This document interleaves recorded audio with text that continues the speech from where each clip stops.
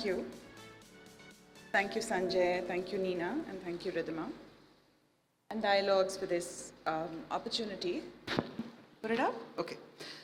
But most important, I think it's been wonderful watching this since yesterday, hearing how personal every story is. I think that's what's been really spectacular. So I'm a big sucker for words. And when we got the theme, I wanted to talk about what revolutionize actually means. In the simplest terms, it means something that changes dramatically or otherwise, hopefully not with bloodshed, but for the much better. And it's a verb, it's an action, an evolution into something better. And for me, the two are connected, which is why I want to talk about evolution. That is actually a revolution. Very simply, the first thing that we all want to look at is our own process and learning in the context of our practices. The idea is that our practice is based on learning. Evolution and change is the only constant that exists. In the studio, in our tools of communication as a design practice, the evolution of multiple tools is an everyday learning. Drawings, white models in SketchUp, materials that get pasted for us to understand how materiality will work. So this is actually a sales gallery that we were making for DLF for a project of theirs, which was going to be a housing project. Mid-end, but what they wanted was a sense of luxury. We were very fortunate to be given a space that had great volumes, that they wanted something intimate in. The project is called Grove, and we used every part of what we could do with materials, 3D views and videos. So this is basically an illustration of how we learn and how we evolve using new methodologies to bring our designs to life. Sorry, I don't know why this is not moving. This is the next project that I'm talking about, which actually talks to us about adapting new technology and materials. The last 30 years have been a period of rapid technological evolution, marked by the emergence of the internet, mobile technology, and digital communication. This has accelerated change, and the most obvious application in design are smart home systems. I'm showcasing a home simply because it's something that we do a lot, where we control lighting, air conditioning, air purification, security and access controls, audio and video, energy efficient, things that all of us do every day, but don't really think about. But what we really want to talk about is design as a cultural mirror. I think that's the most important aspect. With the advent of digital technology and social media, all our clients have come to us talking about shaping design trends. They talk about images. We all have unprecedented access to global inspiration. Algorithms that show us image after currently trendy image. But I'm afraid I'm not trendy. Or as the kids in the studio have told me, trends are not my jam. I think we want to look at timeless design as something which is our hallmark. Timeless design is my bread, butter, jam, and truffle cheese. For me, a good design is a cultural mirror, learning from the past and connecting us to our present, sharing it, and staying relevant in our future. How do we do that in the studio?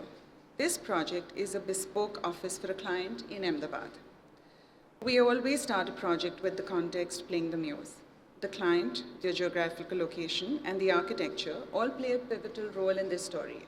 We're primarily interior designers, and I think it's really important that when we work on a project, we collaborate with the architectural practice. This office, located in Ahmedabad, is in an exposed concrete modern building designed by Apurva Amin and Associates. The concrete flows through from the building facade into the interior spaces, as you can see here. The interior spaces actually use the geometry present in Gujarat's rich cultural heritage, like the stepwells, which I think you can see in the previous image, if I can go back, yes. So we used, I don't know, we used that form to bring that in here. And then we also looked at the Bandhani, which is the textile art of Gujarat, and we wanted to express it in a modern scale and form. These interventions can be seen in these varied faceted punctures that line the long corridors that run in the office floor. We finished them in concrete, in copper, in wood, and they're a recurring palette across the 3 floors. In the punctures, fixed glass allows for light to permeate the passages, and the CNC cut copper jali, sandwiched between the 2 sheets of glass, showcases motifs that are pixelated Bandhani textile motifs. White marble floors, you can see them here as well, with an abstract inlay pattern that is another derivative of local motifs, brings brightness into the entire space. Since this is a personal office, each space is treated in a unique manner based on the client brief and requirement. Bespoke millwork, designed specially for the clients, was a special feature of this project. Standard bread and butter of our design is furniture selection, carpet choices, and of course, the art that brings soul to the space. It's been really fun to explore this with the clients and personalize what we do with them. Going back to timeless design, throughout history, design has balanced beauty with functionality, adapting to societal changes while embracing innovation. Our evolution in design is to make it deeply intimate. This is a homely design for a couple who was moving from a bungalow into an apartment, a big change in terms of scale. And we wanted to make sure that the expanse was something that they wouldn't miss. We wanted to make it deeply intimate, driven purely by the human-centric design philosophy. Our clients are our biggest context. Our designs are a response to their needs, their dreams and desires, the muses for our design. We are storytellers. Homes that we designed aren't just about creating beautiful spaces. It's a reflection of who the clients are, how they live, and express who they are. Bespoke, personalized designs can withstand the test of time and grow. Each client for us is an evolution, revolutionizing the way we think and respond, keeping our designs dynamic as a response to their individuality. I'm actually going to leave with you a film called The Stitched House. It's the next one. It's about a home we designed for a multi-generational family. 6 adults and 2 children. These were all fascinating individuals with distinct choices, yet bound together like the yarn that weaves and loops around and binds together. One of the first elements that came to mind was to use the modest skirting details that runs through every home or every space that we design as a significant design detail. Deep, rich Armani bronze skirting was woven through with a bronze of a stitch that ran through the entire public space.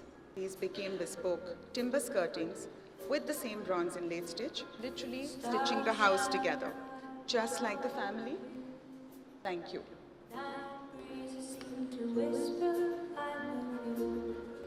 Birds singing in the sycamore tree, dream a little dream of me.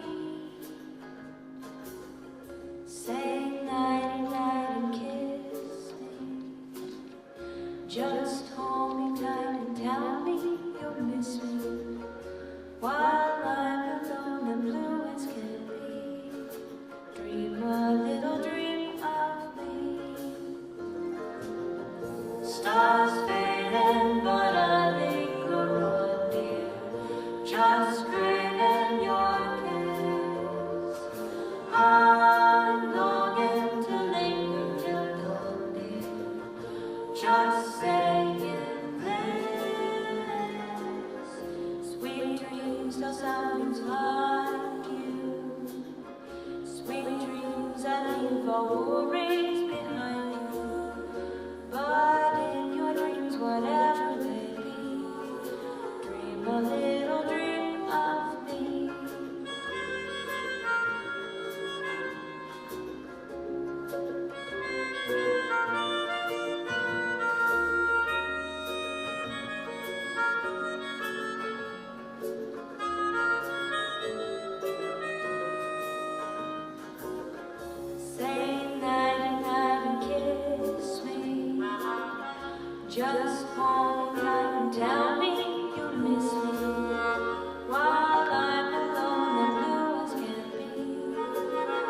a little dream of me. Stars faded, but a linger near. Just crave and